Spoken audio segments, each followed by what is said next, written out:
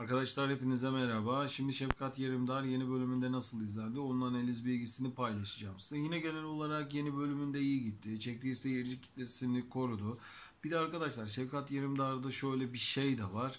Şefkat Yerimdar'ın bir oturmuş 6,50 üstünde bir seyirci kitlesi var. Yani Şefkat Yerimdar'ı her hafta düzenli olarak bu seyirci kitlesi gelip izliyor.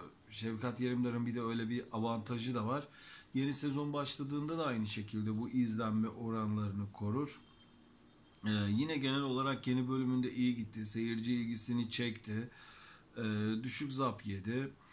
Yani Şefkat Yerimdar'ın da yeni bölümü için izlenmesi iyi gitti diyebilirim. Şu anda dizi devam ediyor. Bir değişiklik olursa bir video çekerim veya sizlere Twitter Ratik Analiz sayfamda yazarım.